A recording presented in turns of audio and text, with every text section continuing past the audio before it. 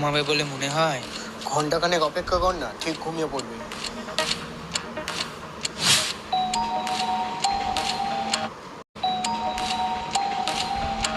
পড়বে।